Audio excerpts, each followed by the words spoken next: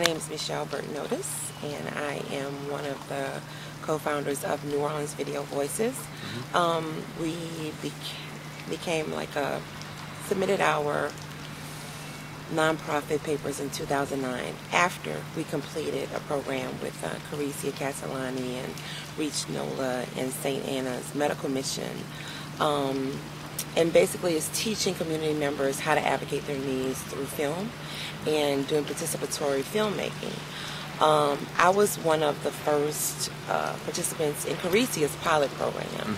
And then they asked me to direct the second program, which was in the Treme area with girls. And after that, I was bitten by the bug. So I asked them if they mind if I just carried on and started a nonprofit, and they were like, yeah. So the people that I worked with, I asked if they would join. I had these grand ideas of we could just take over the world with, community and media, and it was just going to be amazing. Yeah. And luckily 3 of them said yes. And that was Aaron Wyatt, Melissa Woods, and Lily Keeber, who was also my instructor with Caricia's first project. So that's 2009, and here we're going in 2010, and we have been busy, ironically enough. I think it's our personalities people enjoy. But we've worked with Institute of Sustainable Communities, the Gulf Coast Fund. We've worked with the Boys and Girls Club and the Iberville Housing Development. We have done projects with churches teaching young men how to advocate through media. We have done trainings with organizations, BISCO and Home and Nation. We have done trainings for the mayor of Moss Point and her employees. We've just been really, really busy. We've been submitting proposals to work with neighborhood organizations to help them with spruce up their websites, getting blogs going, and things like that. So my current neighborhood is Gentilly, and they're still passing out flyers, walking around, and these people are older women, and they're walking around. It's good exercise, but there's a more efficient way of getting the neighborhood involved in things and keeping them abreast of what's going on in the community. So just bringing technology and media to organizations and just to regular people is really our mission.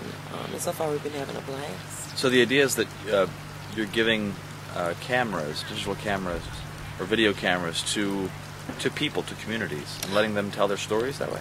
If we have a grant that supports that, most of the grants were not, because that's a heavy chunk of our budget. So if we have a grant, yes. If we have, Common Ground Health Clinic, if we are commissioned to do something with a community, then they provide their own. Or if they don't have it, then we show them how to use their cell phones and just what you already have access to do the same things. Yeah. Most people don't have Final Cuts, so if they have a Mac, we teach them how to use iMovie, and if they don't, we teach them to use Movie Maker, which is most people have PCs. So we just show them that even without a serious camera or whatever, with your cell phone recording and your PC Movie Maker, you can get something out there. Yeah. So, but our goal is to have a facility where we can travel. We want a mobile team in a facility where people can come in and lease the equipment or borrow the equipment. It doesn't matter to us. And a mobile team that, when the oil spill happened, we could have gone there and reacted and helped preserve just some of the memories for people before they lost everything. So that's part of our mission. Now, finding somebody to fund that, which we think is amazing, is another story. Right. The communities that you have worked with Video Voices, how were they chosen?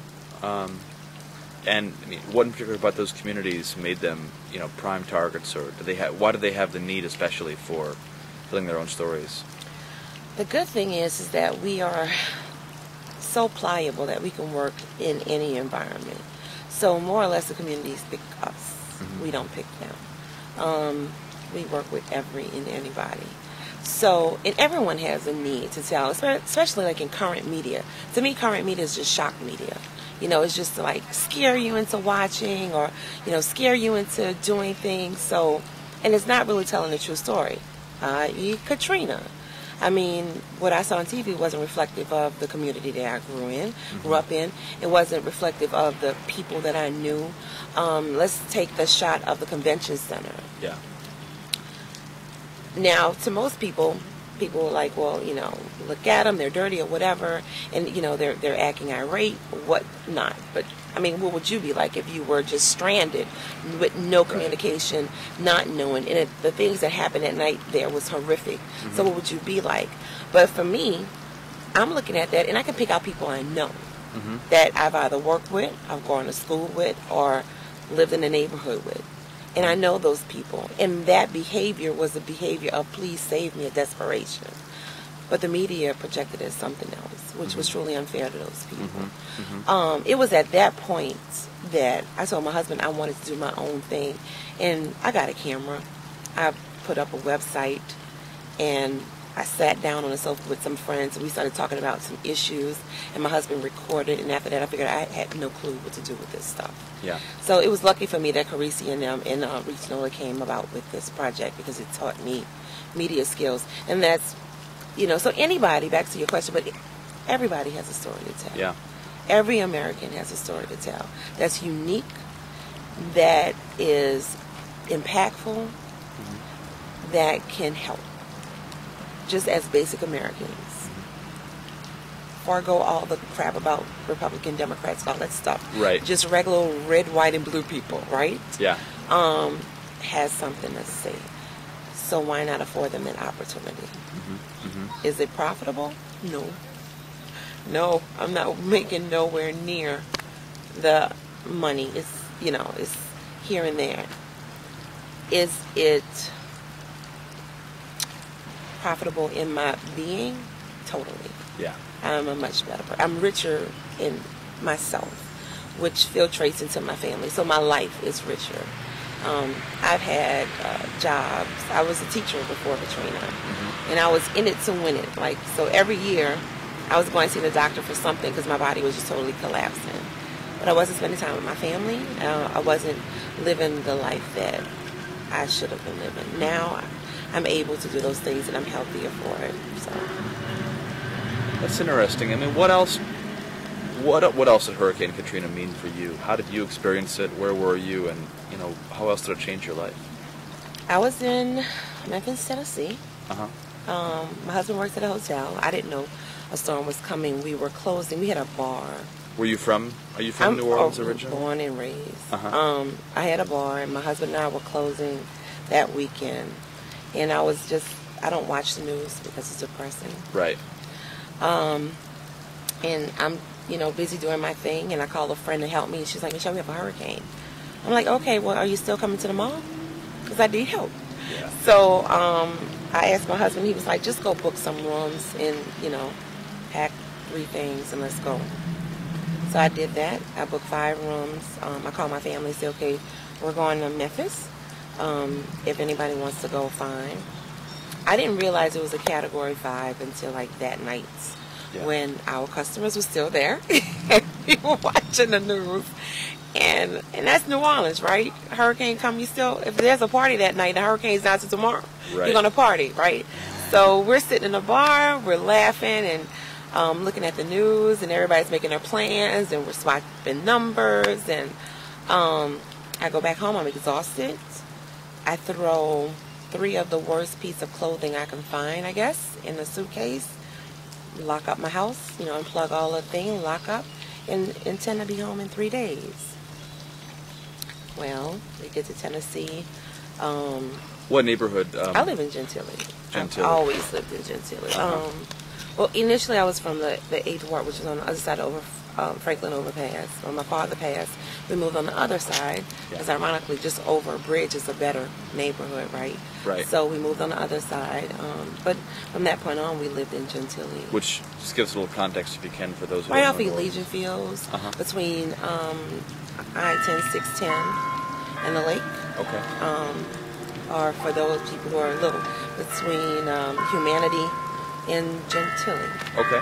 Okay. So, which is a very nice area. You have, before Katrina, you had everything right there. We're still fighting to get businesses back, but it's coming. It's coming. So you left for Memphis. I left for Memphis.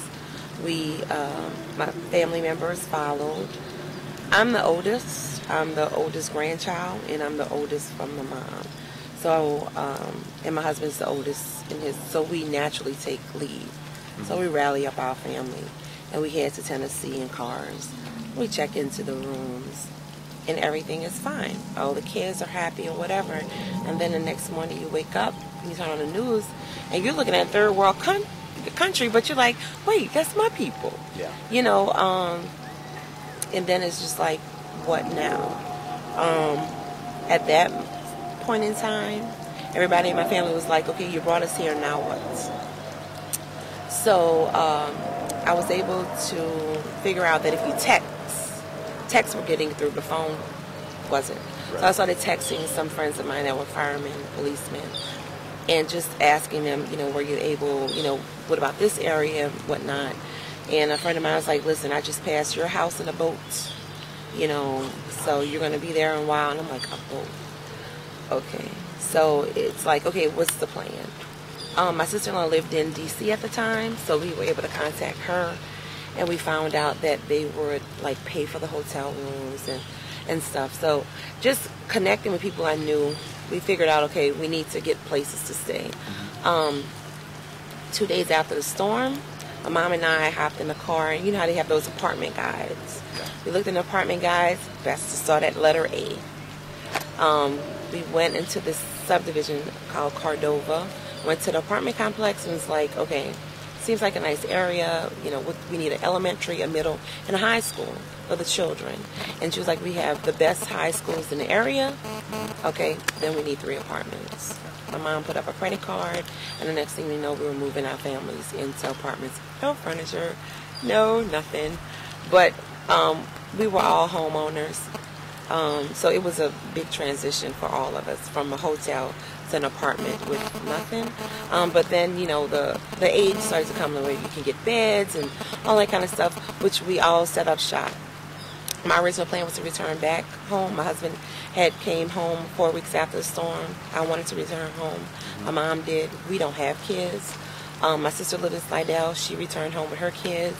And the rest of my family who had children stayed, and they still live in Memphis. Wow. Waiting to come back home. So that's the whole ordeal with that. The house where you lived before in Gentile? In Gentile. Gentile, you were able to move back in? I had to literally, I changed everything in my house besides the pilings and the studs. I bought, ironically, I'm a person that believes I can do anything I put my mind to, or that anybody can do. So I bought software, design software for the house. My 2 little cousins at the time who were in high school said they wanted to be architects. Great. Here's some software. I'm going to draw the sketches. You use it and plot it, and we're going to design this house. And that's basically what I did. Bought some software from Office Depot of 16-year-olds. Read the directions. I drew out the sketches, and those were the plans for my house. Wow. Easy as pie. And the contractor was like, what did you pay to do this? And I was like, nobody, really. You know, but cool. So I totally redid my house, and we've been back like ever since. And I bought the house next door. My goal is to buy as much in Gentilly as possible, so now I'm working on that project. The question, had Video Voices been around, been formed for Katrina?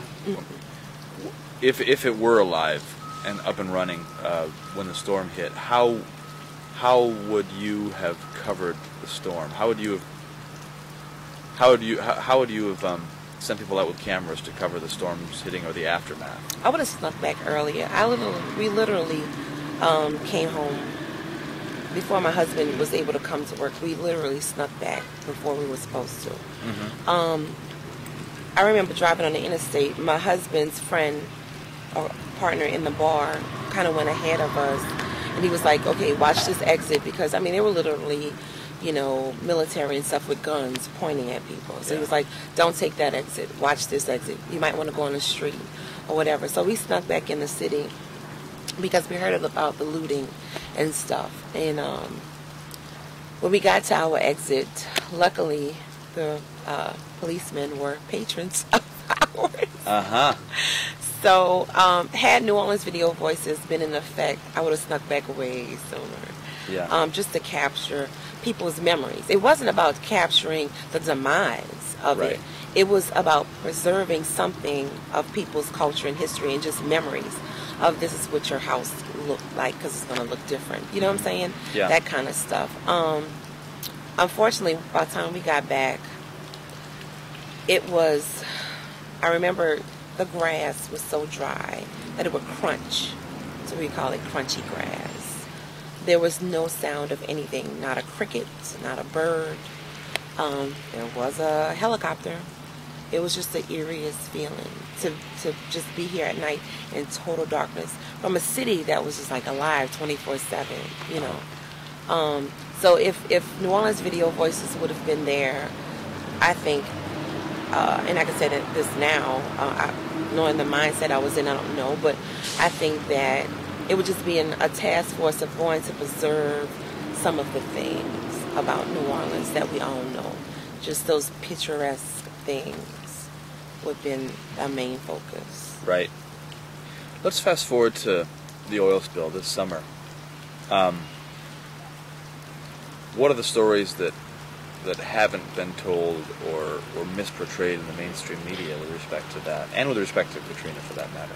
I think for me, the main story that has not been told, and we've talked to many fishermen. I think the interview that impacted me the most, even though I've heard it from many fishermen, when we went to the Vietnamese community. I'm gonna be honest with you. I'm an African American. The most I know about Vietnamese is that they do awesome nails. You know, I mean, really, they do awesome nails and they sell awesome hair. You know, because you don't interact. I mean, New Orleans is kind of segregated. Right. So they live in Village de l'Est in their area. They come out to work and they return. So didn't know much about their culture or even their journey. Yeah. We were charged to interview some. It was this older gentleman. He was in his late 70s. So his children had to translate. And I'm asking my questions. The kids are, you know, translating back and forth.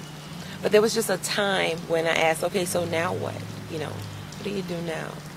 After I learned, you know, they come from Vietnam. They didn't know they were separated from their families, and you know, they were put in these places to live. And I kind of connected with that because I thought of my ancestry being brought here and separated deliberately and having to survive. So I'm like, wow.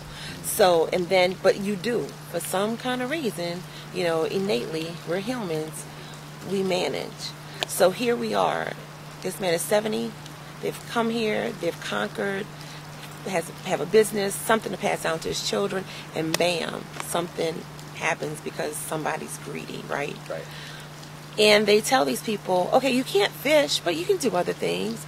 And he's looking to me, and then he's saying it in his language, but I'm feeling it like, but what? I'm 70-something years old. Like, my plan was to just relax and enjoy my grandchildren. And here you're telling me that I have to find a new I could barely speak English. Well, he didn't speak English, right? So the thing that impacted me is, what are these people to do? It's their culture. He fished in Vietnam. His father was a fisherman. His grandfather was a fisherman. He's been, how selfish of us to think, okay, but you can do something else. Yeah. Who in the bleep said that he wants to do anything else? Right. What are you going to do? Stick him into a university? Say you can go to school and learn a new trade? And then I listen to his kids who say, well, you know, now I have to take on responsibilities of taking care of my parents. And the psychological effect that it has had on everyone. It's just, that story is not being told. The mental health problems. A lot of physical health problems. Like now they are laying off some of the same people they hired because they're getting sick. And so you're starting to hear little stories. I was out with friends and just, you know, there was a pool tournament, talking to this older white gentleman, and he's like, yeah, I worked for the oil spill. And he said, but I had a chest cold, and he wouldn't let me come back to work. But it was an upper respiratory infection. A lot of men are getting it. You know, a lot of people work. So it's like all these health problems. So what I heard from one of the women who work in the organizations that's servicing them is that they're laying off these people and they're hiring immigrant workers because immigrant workers don't have rights. So those things aren't being told. People hear, oh, it's leak is clogged and everything is fine, but we don't know the effects of disbursements.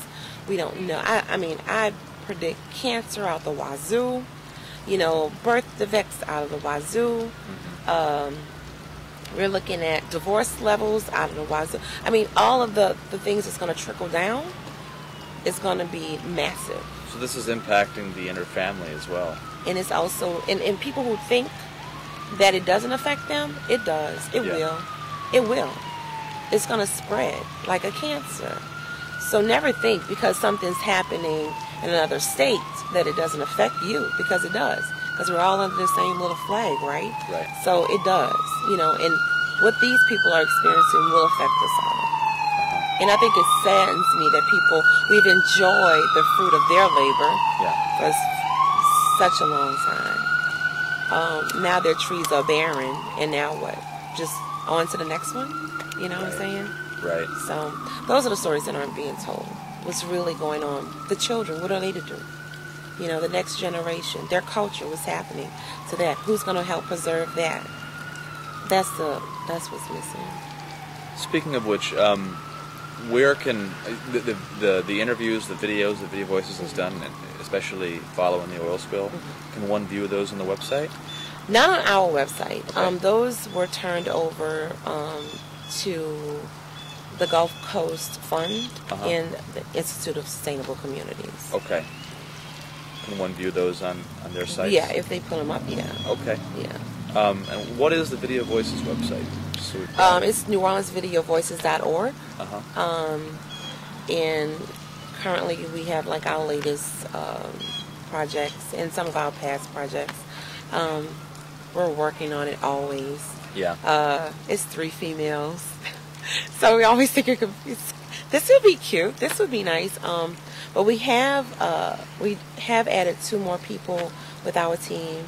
A young man named Ted Murray, and a young lady named Adisa, and I never pronounce her last name correctly. But we're seeing more young people seeing our work and wanted to get involved. Do we have the money to pay them? We wish. Right. But it's just that they just want to do something positive. So, if you had your druthers, if you had the money, if the skies were the limit, what stories would you be telling, or in which communities, which places in New Orleans would you put those cameras? See, that's just it. We don't create the stories. We teach the community the skills, and they create the stories. Yeah. If I had money, I think I would want to go to youth offenders. Yeah. And see where we're failing them. Being a former special needs teacher, I know school system is one of them.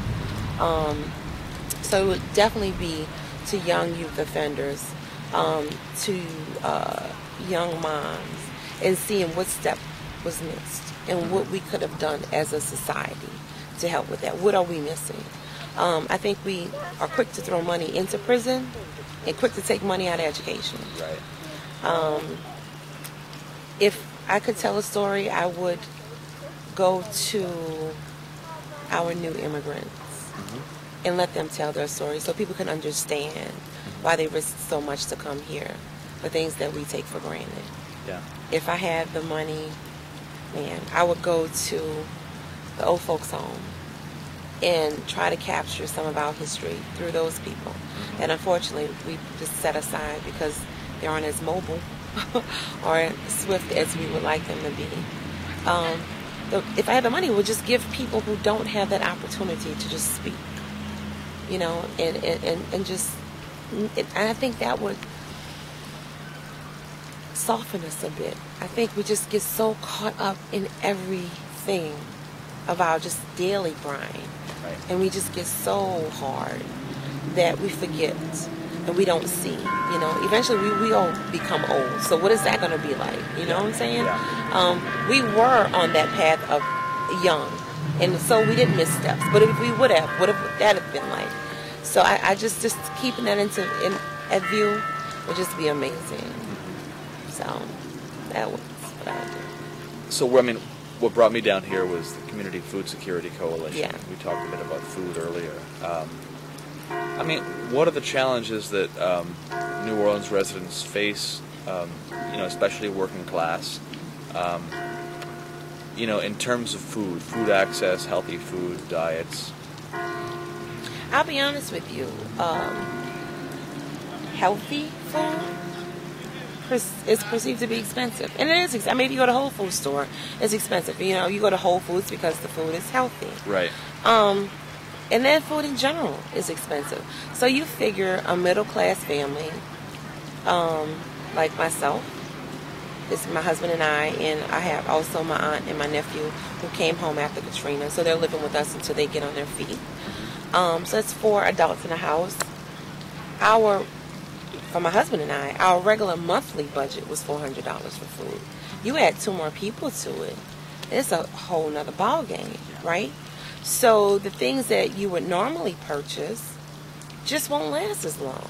So you are purchasing the rice because it's heavier, the pasta because it's heavier.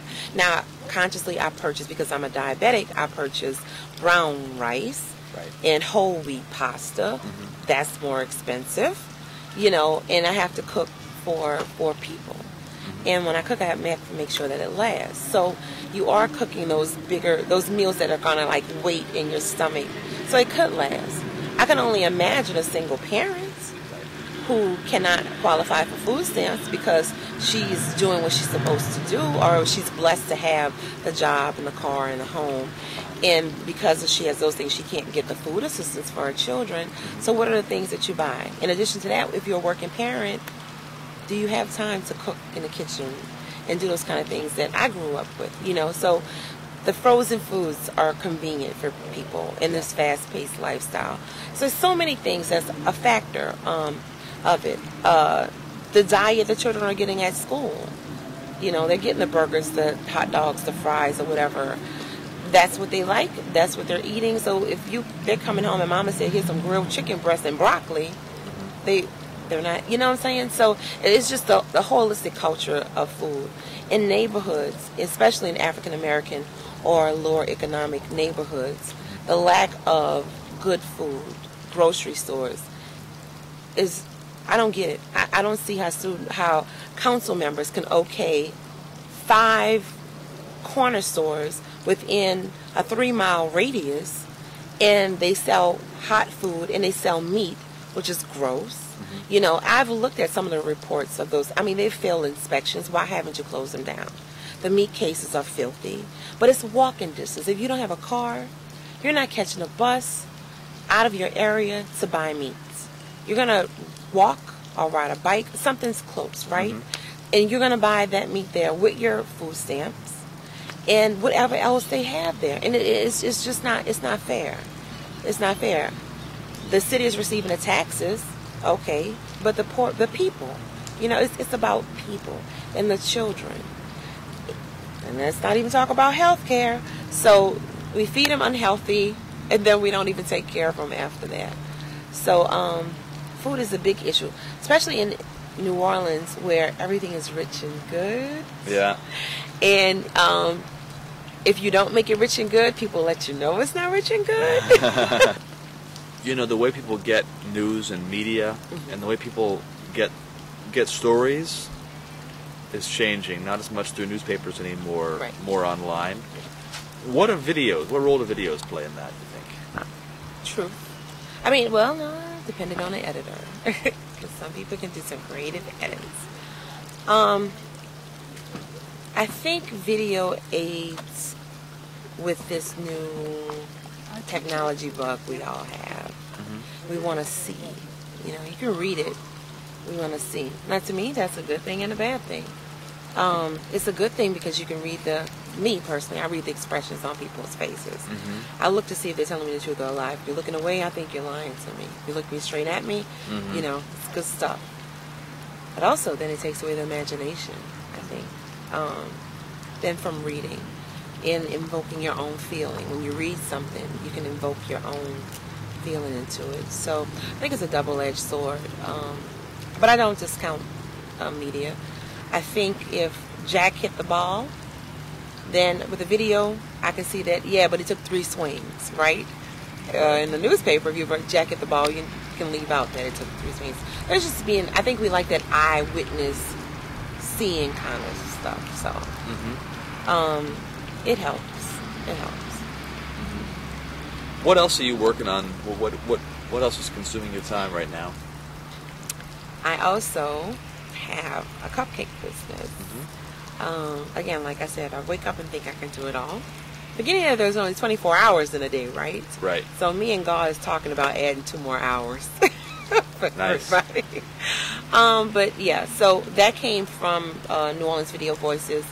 I baked to relax, and my husband was like, "No more sweets in the house." It's just, and everybody was tired of it. You know, just tired. Like every day I was baking. So I started to bring it to the organizations that I work with. And the next thing I know, it was like, "Oh, could you make this for a fundraiser? Could you?" So my first big order was Common Ground Health Clinic, and we made and they took it around to the news media to get the reporters to come out to cover their event, which was a hit. I would donate some to like nurseries, and I would do like the sugar-free for older people and people with diabetes, and then I was like, what about vegan people? They need cupcakes too. We did one for CSX train station, and where some of the men were diabetics, so we did this 3D train cake for them, and then we did the cupcakes for the men, and they were elated. Like one guy was like, "Oh, my wife could, take a picture so my wife could see that I'm eating a cupcake, but it's, no sugar." So that's something that I'm doing. We've also started a for-profit media. It's called Voice Media, which skimmed off of New Orleans Video Voices, where we want to help businesses. And that's just basically with our website and like teach them mini commercials and stuff like that. We're always evolving. All of us do something in addition to. Lily is a filmmaker, and she's working on a James Booker film right now. And Melissa's my partner with Cupcake Fairies. Erin has gone off and she works on major movies now. So in addition to New Orleans Video Voices, we also do other things that kind of connect with it as well. So, with all the media exposure that New Orleans has gotten, in particular related to these 2 awful events, Katrina in 2005 and the oil spill this past summer. With all that exposure, how does it change what nonprofit media and others like Video Voices here are trying to do? Does it make it harder to tell those stories, or not so much? The only thing that, not so much to tell the stories. But, and the people are willing to share their stories. She said nobody's willing to fund that. Right. How do I make money off of giving you money to do this? Nobody's going to buy advertising space. Right. Right? So then we're not interested. So it's that kind of stuff, which is, it's a shame because it's like making a gumbo without a roux. That's yucky soup, right? With just some meat floating around in it. It's just a shame. You're missing the root of our culture. Like, these people, it's real, and everything they say is from the heart. It's just who they are, and they're proud of who they are. Now, sadly enough, media with money can go in and do this big production of these people and then take it away and edit it, and it becomes something totally different. Right. Opposed to what we do is teaching the people how to edit so they can truly create their own story. So what you're getting is good gumbo, right? So it's just that and I don't get it. Like, if America is so rich, what are we putting our money into? If we're so wealthy, what are we? Oh, I know, war, prisons, right? Things like that. My bad. Right. You mentioned gumbo a moment ago, which is Right, you hungry? I am actually.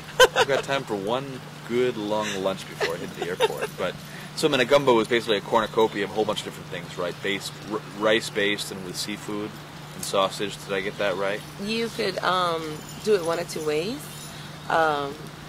We do it either with okra, delicious, or you just do it with a bunch of meat, which is like your sausages and your shrimp and crab, and some people use oysters in it.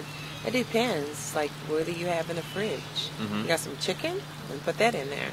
You got some good old D&D sausage, put that in there. Yeah. So it's really like a good way to clean out your fridge of all your meat products, but it's so good. Has the oil spill and the detriment to the fishermen, to the fishing industry here, especially the seafood industry, has that changed New Orleans diets? Could it? We are unique people. Yeah. I'm still going to Fisherman Village buying shrimp until they tell me otherwise. It's nothing that tastes like it.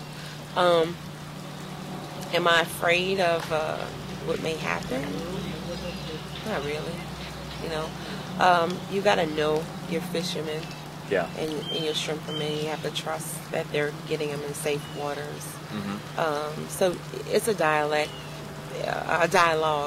We talk, and of course they don't want to make their patrons, their supporters sick, so they're going to give you the best product. So it has, now what has changed is the price. You can go to I went to a sandwich shop to get what I normally get, a shrimp po' boy, and it was an extra $4 just to get the shrimp. So what was the total cost? So where I would normally pay, I think like $8, I wound up paying like 10, 12 something for the same sandwich. The price has increased. Did that stop me? No, I still wanted, my shrimp po' boy and fresh. So, yeah, it has slowed us down, but it hasn't stopped us yet. Brazilian population.